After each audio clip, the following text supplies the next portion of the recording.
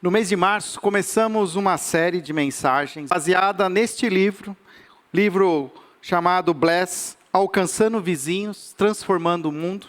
Ele é escrito por dois irmãos, chamados Dave Ferguson e John Ferguson, pastores de uma igreja em Chicago, uma igreja que muito forte no discipulado, no evangelismo, na vida, e eles juntos, sistematizaram 5 práticas que Jesus tinha para alcançar pessoas, de maneira que as abençoava e, consequentemente, abençoava o mundo. Então, desde o início de março, temos promovido a leitura desse livro. Esse livro ele se encontra disponível para compra, aqueles que se interessarem, pelo valor de R$25, que é o preço de custo oferecido pela editora. Nós ainda temos algumas edições, e é um livro que tem sido usado também nos nossos pequenos grupos. Talvez você não conheça, mas nós temos alguns pequenos grupos que se reúnem nos lares todas as semanas. Muitos às vezes me perguntam: pastor, você tem culto de quarta-feira? Você tem culto de quinta-feira? Eu digo que nós temos encontros todos os dias da semana. Temos tido durante a semana encontros nas casas, de pequenos grupos, e agora também já estamos começando um trabalho ainda pequeno, mas de discipulado. Homens discipulando homens, mulheres discipulando mulheres, para que cada vez mais nós sejamos uma igreja de discípulos semelhantes ao próprio Cristo. E nesses pequenos grupos, nós temos usado o livro, e final de cada capítulo, ele tem lá perguntas muito práticas que nos ajudam a sermos mais assertivos, no nos relacionar com as pessoas que estão ao nosso redor. Bless, por que o nome Bless? Bless é uma palavra que significa em inglês abençoar, e é esta a ideia que o livro deseja trazer para nós, que muitas vezes nós perdemos a oportunidade de abençoar as pessoas que estão ao nosso redor. E através dessas 5 letras da palavra bless, nós vamos ver 5 maneiras cotidianas com as quais Jesus amava os seus vizinhos. Não significa que você precisa fazer uma delas em sequência, mas que, de alguma maneira, estas 5 práticas, elas tem a intenção de acolher, de alcançar as pessoas e abençoá-las, de maneira que elas se sintam preciosas para o Senhor. E nós temos entendido isso ao longo do mês de março, e agora nessa primeira metade do mês de abril, nós vamos dar continuidade aos estudos capítulo por capítulo. Nós passamos já pelas letras, as primeiras 3 letras, vamos ver aqui, passou uma a mais. O que significa a letra B? Busque primeiro em oração. Olhando para os evangelhos, nós vamos ver que Jesus não iniciava nada sem se dedicar à oração.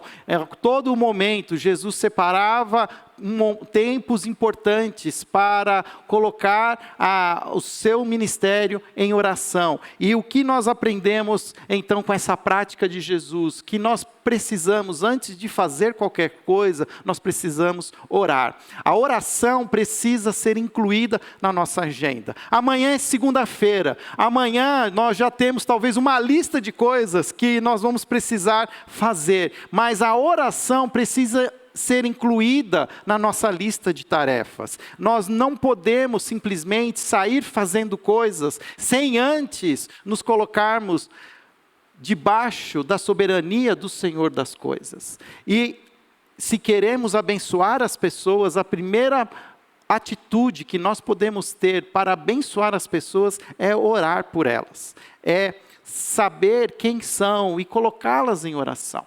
Durante o carnaval eu tive a oportunidade de me envolver mais com uma família, amiga da família da minha esposa. Eles são amigos desde criança, e eu só vim a conhecê-los depois que me casei com a Daniela. Mas durante o carnaval eu tive uma oportunidade de estar com eles, e ali para mim nasceu um compromisso. Eu saí daquele feriado dizendo assim: eu vou orar por cada um dessas pessoas dessa família. Uma família que muito que está muito focada nas coisas do mundo, mas não estão percebendo que existe um Deus acima de todas as coisas, e eu quero orar por eles, e todos os dias eu escrevo o nome de cada um daqueles integrantes da família. Eu não sei se um dia eu vou ter a oportunidade de vê-los novamente. A última vez que eu havíamos encontrado foi há 5 anos atrás, mas não importa.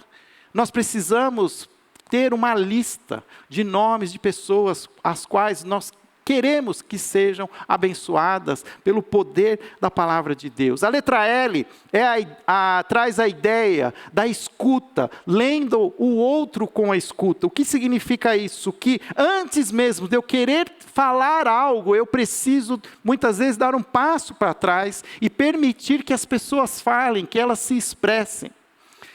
Muitas vezes nós cumprimentamos as pessoas, mas não estamos interessados que elas respondam sinceramente ao nosso cumprimento. Tudo bem? E nós queremos simplesmente que elas respondam tudo bem. Nós não queremos que elas falem, não está tudo bem, eu estou com um problema, eu não sei como fazer isso.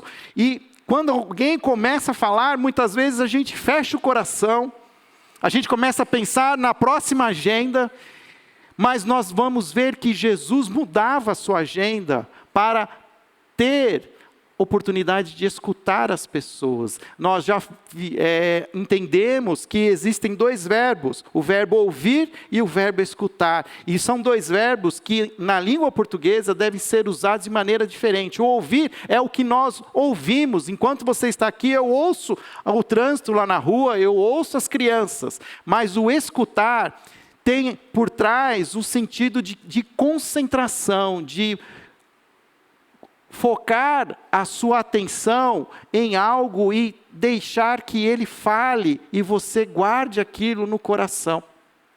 E nós precisamos aprender a ouvir mais, a escutar mais. E escutar tem sido uma atitude de acolhimento que poucos de nós temos praticado. A letra E, então, foi falada semana passada, encontrando outra mesa. Uma vez que eu oro por alguém, que eu a escuto, eu tenho também a oportunidade de sentar com ela, repartir uma refeição. Nós fazemos isso com as pessoas que nós amamos. Todo domingo, para alguns de nós, é um dia muito tradicional de reunião da família, de sentar à mesa e convidar aquelas pessoas que nós amamos para repartir conosco uma refeição nas nossas casas, ou combinamos num restaurante, enfim. Mas nós também podemos usar dessa mesma prática para com aquelas pessoas que nós queremos que sejam abençoadas por Jesus.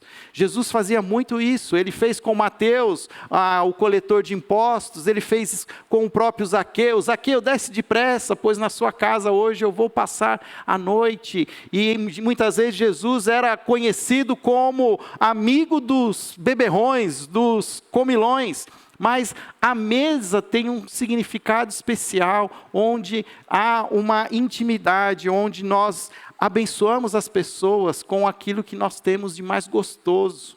E isso precisa ser uma prática que devemos ter com os da igreja, mas também com os de fora.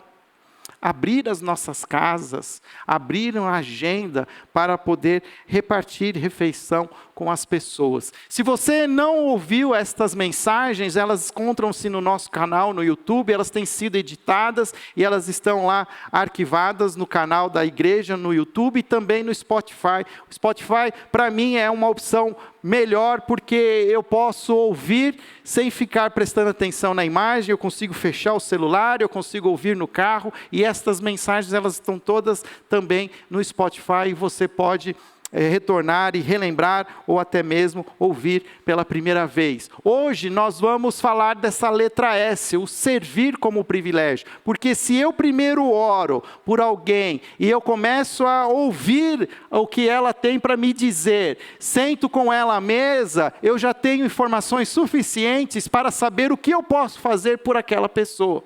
Eu posso ser mais assertivo. Muitas vezes, como a gente viu agora, o pastor Alain, nos falando sobre essa viagem para o Sul. Uma viagem para nós, de uma parceria muito importante que nós temos com o pastor Manuel, no Vale do Açu, no Rio Grande do Norte. Mas nós podemos ter o perigo de chegar lá e querer servir sem antes saber qual é a real necessidade que existe naquele lugar.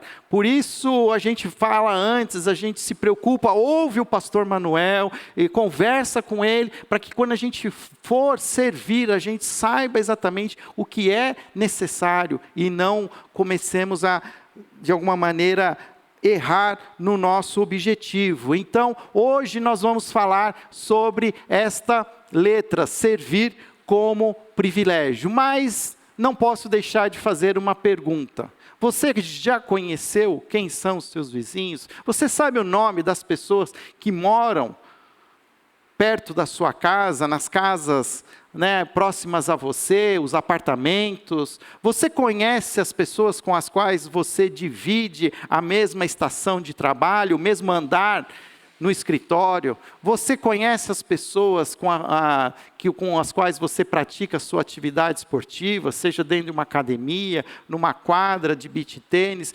Você conhece essas pessoas? Você já sabe o nome delas? Você está orando por elas? Nós precisamos ter essa lista. E eu vou aqui sempre insistir para que você faça essa lista, para que você não esqueça, para que você conheça esses nomes, para que você ore por elas. No domingo que nós falamos sobre essa lista, nós deixamos também um papelzinho para você preencher com o nome das pessoas. Eu peguei 2 papeizinhos desses, tem ali também onde nós estamos vendendo o livro, você pode pegar esse encarte, nós fizemos ele de uma maneira que você possa colocar no seu escritório, na porta da sua geladeira, um lugar onde que possa te ajudar a lembrar que estas pessoas são importantes e elas precisam da sua oração. Eu tenho lá da minha turma da natação, eu tenho a turma da minha casa, do que convive ali ao redor de mim, e nós podemos ter esses nomes e orar por esses nomes. Hoje, nós vamos falar sobre servir como privilégio. E qual é a grande ideia? Para aplicar, essas 5 práticas que Jesus nos ensina, nós precisamos ouvir o convite de Jesus de servir essas pessoas. Abra sua Bíblia, então, no Evangelho de Jesus, segundo o apóstolo João, capítulo 13. Evangelho de João, capítulo 13. Esse é um texto bastante conhecido. Um texto que está apenas registrado no Evangelho de João. O Evangelho de João é um evangelho diferente dos outros 3 evangelhos. Ele é um evangelho que foi escrito muito tempo depois dos 3 primeiros evangelhos, e parece que propositalmente João, ele traz alguns registros que ainda não haviam sido narrados, e esta é uma das partes muito bonitas do Evangelho de João, que narra as últimas horas de Jesus com os seus discípulos. Jesus estava vivendo a sua última noite, vamos dizer assim, entre aspas, de paz, onde ele pôde repartir a ceia, celebrar a ceia num espaço conhecido como cenáculo. E ele então convida os seus discípulos para ceiar com ele. E neste momento nós vamos ver algo diferente acontecendo nessa história. A partir do verso 1, João capítulo 13, verso 1. Deixa eu ver se eu mudo aqui. Aí. Diz assim: antes da festa da Páscoa, Jesus sabia que havia chegado sua hora de deixar este mundo e voltar para o Pai. Ele tinha amado seus discípulos durante seu ministério na terra e os amou até o fim. Estava na hora do jantar e o diabo já havia instigado Judas, filho de Simão Iscariotes, a atrair Jesus. Jesus sabia que o Pai lhe dera autoridade sobre todas as coisas, que viera de Deus e voltaria para Deus. Vamos olhar mais atentamente a introdução dessa história. Diz que Jesus convida os seus discípulos para celebrar uma refeição antes da festa da Páscoa, e aqui é interessante nós vermos que João, ele traz um relato da consciência de Jesus. Ele diz assim que ele tinha amado os seus discípulos durante seu ministério na terra e os amou até o fim. Jesus sabia que o Pai lhe dera autoridade sobre todas as coisas, que viera de Deus e voltaria para Deus. E isso é importante, porque o que João está dizendo?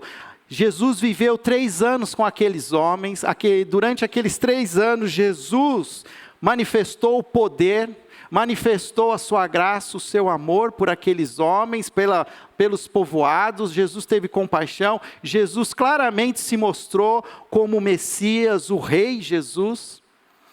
Sobre ele estava todo o poder, sobre toda a autoridade. E ele estava vivendo as suas últimas horas com os seus discípulos. Conscientemente, Jesus sabia que ele havia cumprido praticamente 90% do seu ministério. Estava chegando aquele momento em que ele seria traído, que ele seria preso, ele seria torturado, julgado e crucificado. Jesus estava fechando um ciclo com os seus discípulos. Os seus discípulos reconheciam quem era Jesus. Pedro mesmo já havia dito que Jesus era o Cristo, o Filho de Deus. Sobre Jesus estava a coroa, ele era o grande rei. E este rei, poderoso, soberano, se reúne a última vez com os seus discípulos. E nós precisamos prestar atenção em algo que está para acontecer. O texto continua e ele segue relatando o que acontece em seguida. Assim, levantou-se da mesa e tirou a capa e enrolou uma toalha na cintura. Depois derramou água numa bacia e começou a lavar os pés dos seus discípulos, enxugando-os com a toalha que estava na sua cintura. Quando Jesus chegou a Simão Pedro, este lhe disse: "O Senhor vai lavar os meus pés?" E Jesus respondeu: "Você não entende agora o que estou fazendo, mas algum dia entenderá." Há uma situação que nós precisamos trazer o contexto da época. Era comum a reunião acontecer ao redor de uma mesa baixa, não uma mesa como nós somos hoje acostumados, mesa e cadeiras. As pessoas se reuniam ao redor de uma mesa baixa, mas sentavam-se ao chão. Como muitas vezes nós temos a oportunidade em alguns restaurantes japoneses bem tradicionais, faz parte da cultura oriental. E ao sentar-se ao chão, você senta-se mais perto, a mesa fica mais perto dos pés. E uma coisa que nós esquecemos é que naquele tempo, ainda não existia tênis pé baruel, não existia polvilho granada. Não existia, eu lembro quando criança, a minha mãe tinha um produto da Avon rosa chamado desodorante para os pés.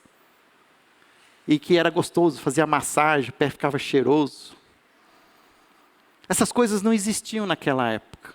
Não existiam tênis de trekking, caminhada, não existiam Nike. Eram sandálias rústicas. E era muito provável que aqueles pés tocavam em muitas coisas. E até outras coisas. Sabe o que é outra coisa? Outra coisa é você achar que pisou no chiclete, quando você olha e vê é outra coisa. Esses pés muitas vezes eram nojentos. Pensa, não tinha manicure, pedicure, podólogo. Essas coisas não tinham. Não tinha cortador de unha naquela época. Eu nem sei como é que eles cortavam a unha. Era algo nojento. E nós não estamos falando de pés femininos.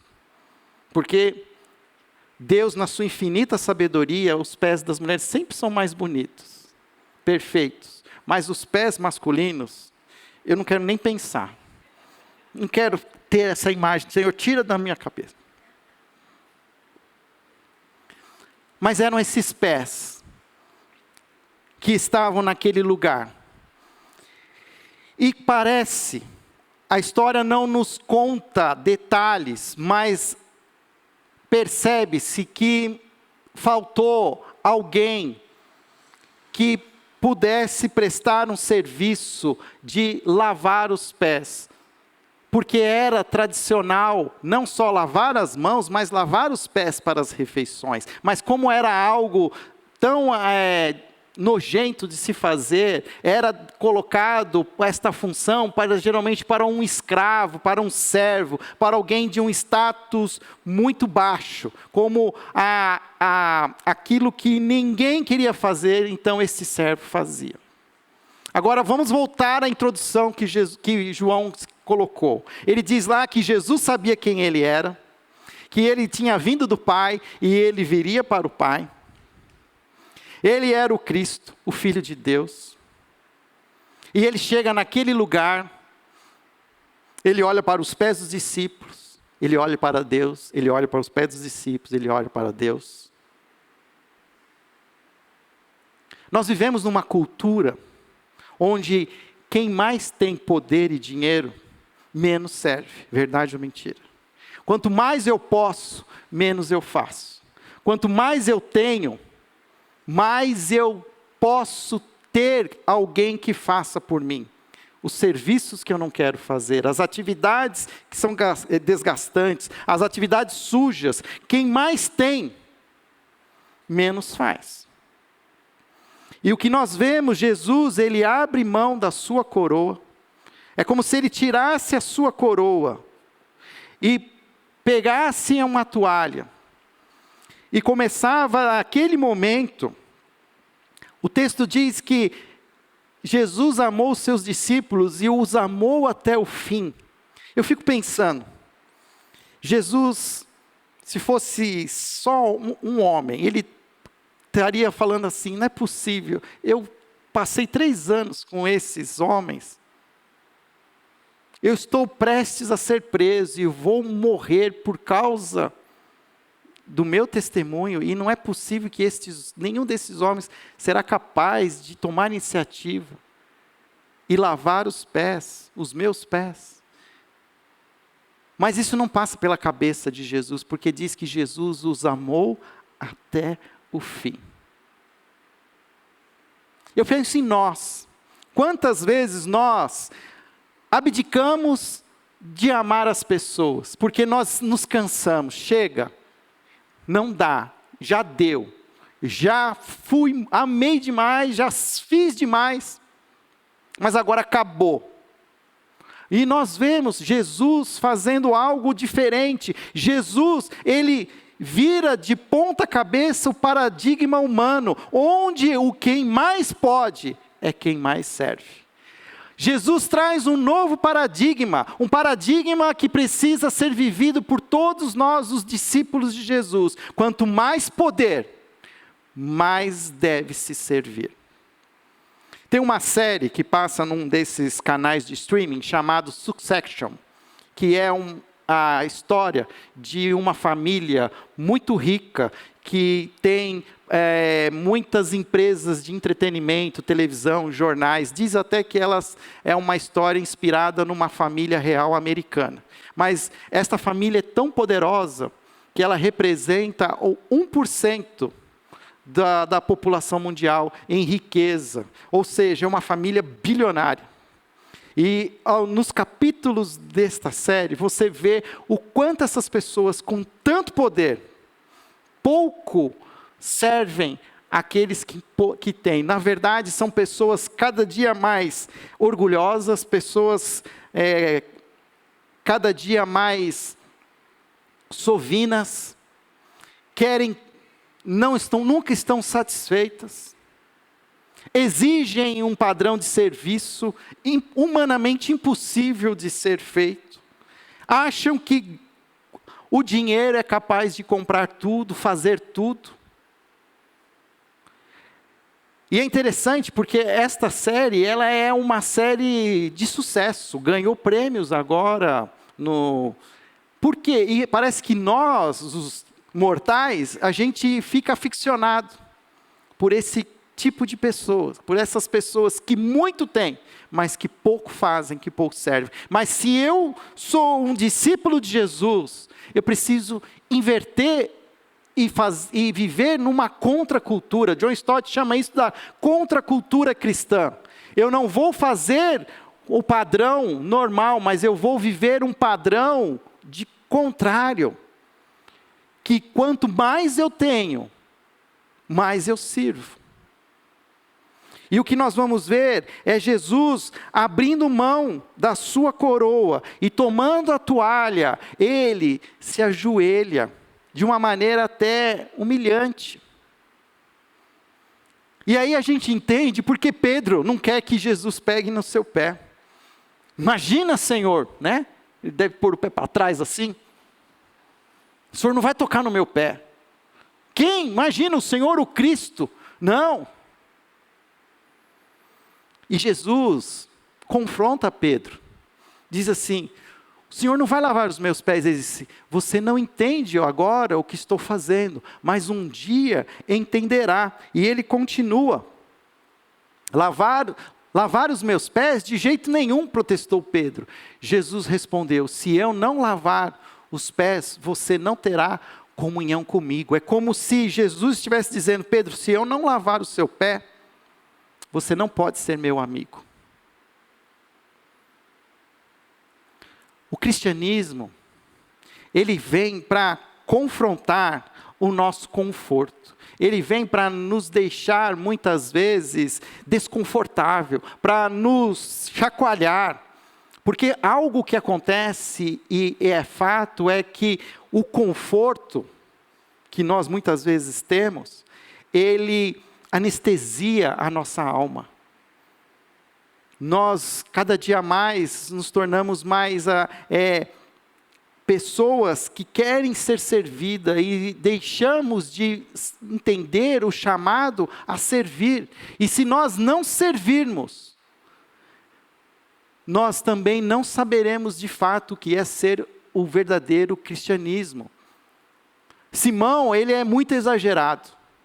E ele diz então para Jesus, Senhor, então lave também minhas mãos, a minha cabeça, e não somente os pés. E Jesus responde, você não entende agora, né? Ele fala, Simão Pedro, Senhor, então lave também as minhas mãos, a minha cabeça e os meus pés. Jesus respondeu, a pessoa que tomou banho completo só precisa lavar os pés para ficar totalmente limpo. E vocês estão limpos, mas nem todos, pois Jesus sabia que o trairia. Foi a isso que se referiu quando disse, nem todos vocês estão limpos. Ou seja, hoje nós estamos aqui no primeiro domingo do mês, estamos celebrando a ceia do Senhor. Nós trazemos à memória que um dia já fomos limpos por inteiro pelo sangue de Jesus na cruz. Mas que nós vamos sujando os nossos pés. O dia a dia, os outros 6 dias vão sujando os nossos pés. Mas o domingo é um dia onde nós temos a oportunidade de termos os nossos pés lavados por Jesus. De sairmos daqui revigorados, sairmos daqui limpos, renovados. Mas para quê? Para lavar os pés de outras pessoas. Nós estamos aqui hoje trazendo à memória o sacrifício de Jesus, para lembrar que um dia nós fomos limpos pelo sangue de Jesus. Mas que ao mesmo tempo nós já fomos salvos, nós estamos sendo salvos, nós seremos salvos, e ainda existe o pecado, a presença do pecado é um fato. E este pecado, ele vai se impregnando em nossos pés, por onde nós caminhamos. E nós precisamos nos voltar e permitir que Jesus nos purifique novamente. Lave os nossos pés, o Rei, aos pés da cruz. Para que a gente possa viver os próximos 6 dias, fazendo o mesmo que Jesus fez. E ele deixa isso bem claro. O texto continua a partir do verso 11. Eu pulei ali o 12, por 12, perdão. Depois de lavar os pés deles, Jesus vestiu a capa. Novamente retornou ao seu lugar e perguntou, vocês entendem o que eu fiz? Vocês me chamam de mestre e senhor, e tem razão, porque eu sou.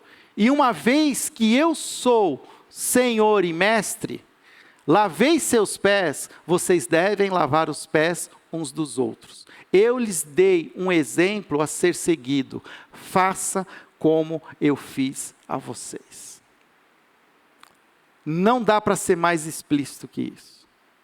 Porque Jesus aqui, ele não está sendo, de alguma maneira, ele está sendo, trazendo para nós uma sugestão. Olha, quando vocês tiverem oportunidade, façam aquilo que eu fiz por vocês. Quando vocês tiverem um tempo na agenda de vocês, não esqueçam de lavar os pés das pessoas que estão ao seu redor. Quando vocês já fizerem tudo o que vocês precisam, que vocês conquistarem todos os sonhos, realizarem todos os seus desejos, se vocês tiverem algum tempo, lavem os pés uns dos outros. É interessante porque a gente vê algumas pessoas muito ricas e poderosas que chegam ao final da sua vida, o que elas fazem? Elas destinam uma parte do seu dinheiro para as pessoas, para os pobres, montam institutos, criam órgãos, organizações não governamentais. Mas o que Jesus está dizendo é o seguinte: olha, não espere o sucesso chegar, não espere você ter poder, mais poder, faça agora. Faça agora, façam como eu fiz. E aqui nós precisamos aprender com Jesus. Façam como eu fiz a vocês, de uma coroa para uma toalha. E o que isso significa? O que hoje é uma coroa na sua cabeça? Qual é o seu orgulho? Qual é aquilo que hoje impede você de servir as pessoas que estão ao seu redor? E quando a gente fala em serviço, eu quero ser mais amplo, o serviço também na nossa casa, no nosso casamento. Como você tem servido no seu casamento, como você tem servido aos seus filhos, você filhos, como você tem servido aos seus pais, você como um profissional, como você tem servido às pessoas que estão ao seu redor, ao seu chefe, como você tem servido aos seus subordinados. Nós precisamos viver uma contracultura e parece que a gente é absorvido pela cultura humana e nós ganhamos cada vez mais status e exigimos cada vez mais sermos servidos. Mas o que Jesus está nos ensinando é: abram mão da coroa, abram mão do status, abram mão de quem vocês são e simplesmente sirvam. Peguem a toalha e se reclinem, ajoelhem-se e sirvam, lavem os pés das pessoas. Todos nós temos as nossas histórias domésticas. E é engraçado a gente ver nas nossas casas como é que é a repartir o serviço de casa. Quem mais tem, consegue contratar a faxineira, mas quem não tem, tem que repartir o serviço. E sabe a briga que é? Serviço que cada um faz, que um não faz, e como a gente muitas vezes se omite, finge. A gente tem 2 gatos em casa, e 4 caixinhas de areia. E eu nunca sei quem é que tem que limpar aquelas caixinhas de areia. Mas tem horas que a gente simplesmente tem que servir. A gente quer achar justiça. A gente quer, então às vezes tem umas brigas, não, é a sua vez. Não, eu já fiz semana passada. Não, eu fiz o mês passado. Não interessa. Faça, sirva. Façam como eu fiz. Ame até o fim. Toda vez que nós abrimos mão de servir, eu estou literalmente parando de amar. Mas Jesus nunca parou de nos amar. Jesus nos amou até o fim. E amou-nos na cruz, derramando seu sangue. Nenhum sacrifício seu vai trazer honra maior do que o próprio Cristo na cruz. Nós só temos um caminho, o do servir.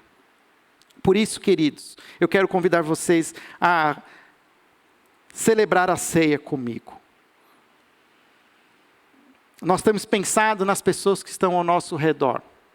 Se você tem orado por elas, se você tem as escutado, se você tem as convidado para comer com você, você já tem informações suficientes do que você pode fazer por elas. E quero que você faça de três maneiras, com proximidade, pessoalmente e poderosamente. O que significa isso? Proximidade, que para você saber o que as pessoas precisam, você precisa estar perto, você precisa conviver com elas, você precisa pisar no mesmo chão que elas pisam. Ao mesmo tempo, quando você fica próximo, você conhece a realidade, você entende as demandas e aquilo que precisa ser feito, não peça para alguém fazer por você, vai e faça você. Há uma tentação nossa de acharmos uma maneira de servir as pessoas através do serviço terceirizado. Jesus nunca terceirizou. Jesus sempre fez pessoalmente. E por último, faça isso de maneira poderosa. Em nós habita o Espírito Santo de Deus. Não recue diante das necessidades. Arrisque, ore, clame, peça para o Senhor e Ele vai interceder, Ele quer que você sirva, e se Ele quer que você sirva, Ele vai te dar poder para servir. E muitas coisas não acontecem porque nós não abrimos mão da nossa coroa, nós continuamos sentados no trono e ficamos falando que ninguém faz nada. Mas saia do trono, deixe a coroa, pegue a toalha, faça você no poder do Senhor, porque Deus quer fazer coisas. Jesus mesmo disse aos seus discípulos: vocês farão coisas maiores. E se essas coisas não estão acontecendo, é porque a igreja não está servindo. A igreja de Jesus precisa abrir mão da sua coroa e pegar na toalha e servir. E não tem uma maneira mais chocante da gente entender isso, que é olhando para Jesus na cruz. O nosso Deus abrindo mão da sua coroa e morrendo por mim e por você, para que fôssemos adotados como filhos. Eu lembro de uma situação que era numa segunda-feira, eu ainda era pastor em São Paulo, e toco o meu telefone, e era um jovem que fazia parte da minha igreja, e ele liga para mim e fala assim: Fábio, você pode ir no hospital? E a minha tia caiu da bicicleta, ela está numa semi-UTI, ela está passando por uma situação difícil, ela não está sem memória, ela não está ouvindo. Eu queria tanto que você fosse lá e você pudesse entrar e pudesse fazer uma oração. E eu, no meu coração, eu falei: mas na segunda-feira, não dá para esperar amanhã? Eu vou amanhã, pode ser. Mas é lógico que eu, na batalha mental do meu coração, eu falei: tá bom, eu vou. O hospital não era tão longe assim, era no mesmo bairro que eu morava. Eu falei: eu vou. E chegando lá, pessoalmente, eu escutei, e eu orei. E depois que eu saí de lá, esse mesmo jovem ligou para mim e falou assim: Fábio, depois que você orou, a minha tia voltou a ouvir. Isso nunca tinha acontecido, e não aconteceu de novo. Então não adianta você me mandar eu orar aqui. Por que eu quero dizer para você? É que Deus tinha um propósito de fazer que aquela pessoa voltasse a ouvir. E quem orasse com fé, a coisa ia acontecer. Deus quis que fosse o Fábio, mas poderia ter sido um outro pastor. E muitas vezes a gente perde oportunidades, porque Deus quer fazer. Mas Ele precisa que nós nos coloquemos e ocupemos esses espaços, que nós amemos até o fim, que nós não paremos de ficar olhando se alguém vai fazer, e vamos fazer, vamos servir. E eu tenho certeza que nós vamos experimentar de histórias, de milagres, porque o nosso Deus é um Deus de milagres. Eu creio nisso. E nós precisamos sair da nossa zona de conforto. Por isso, eu convido você a pegar o cálice que você tem se você não pegou na entrada, levante a sua mão, a gente leva para você agora. Algumas pessoas aqui na frente estão atrás, estão sem o cálice. Nós vamos celebrar a ceia. Quando nós celebramos a ceia, nós trazemos à memória essa contracultura. Um Deus que morreu para que nós vivêssemos. Um Deus que abriu mão da sua nobreza e viveu entre nós. E limitou-se a morrer para que nós não precisemos morrer. Todo mundo tem o seu? Alguém ficou sem? Nesse mesmo dia em que Jesus estava com os seus discípulos, Jesus tinha o costume de pegar do pão, dar graças e repartir o pão, e cada um que pegava aquele pão naquele dia ouviu uma expressão diferente, ouviu uma coisa que Jesus não tinha dito em nenhum momento, em todas as vezes em que ele repartiu o pão. Pela primeira vez, e desde aquele dia até hoje, todos nós trazemos à memória aquilo que Jesus falou. Ele disse: este é o meu corpo, que é dado em favor de vocês. Comam em memória de mim. Comam o pão do Senhor.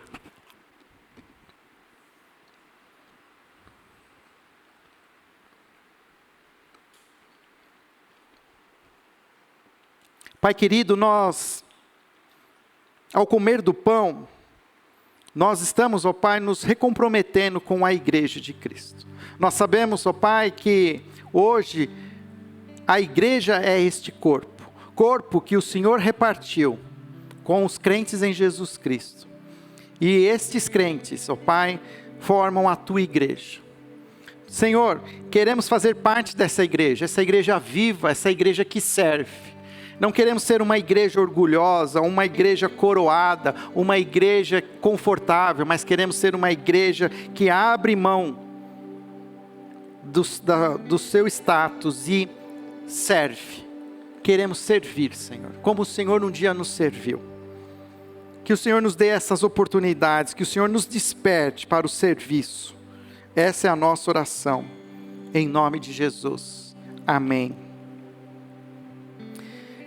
Da mesma maneira, Jesus tomou o cálice e repetiu algo, agora declarando: este cálice é a minha aliança, a minha nova aliança, que faço com vocês, com o meu sangue. Não com o meu, não com o seu, mas com o sangue de Jesus. Isso significa que nós vamos servir, não porque Jesus exige um sacrifício de nós ao servir. Não, porque o sacrifício já foi feito. Nós vamos servir porque agora é um ato de amor. Nós somos livres para servir. Eu não sirvo porque eu preciso servir, porque eu preciso ser salvo, eu preciso agradar. Porque eu já fui salvo, eu já sou restaurado e eu posso agora, eu sou livre para servir. Porque o sangue de Jesus me salvou. Bebam em memória de mim.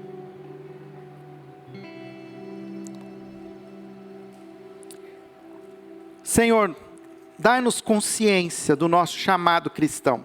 Dá-nos consciência, Senhor, do nosso papel e servir ao próximo, de perceber as necessidades das pessoas que estão ao nosso redor e nos colocarmos, ó Pai, em prontidão e sermos esses instrumentos, ó Pai, de poder, que o Senhor nos encha do Teu Espírito Santo, nos encha de coragem, de ousadia, para manifestar, Pai, da cura, da restauração, do acolhimento.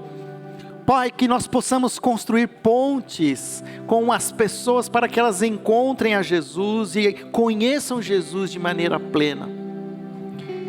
Quebra o nosso orgulho, quebra, Senhor, nosso conforto, e que o Senhor nos mostre um caminho onde quem mais tem poder, mais serve. Por isso, Senhor, dá-nos esse poder. para que possamos te servir. Em nome de Jesus. Amém.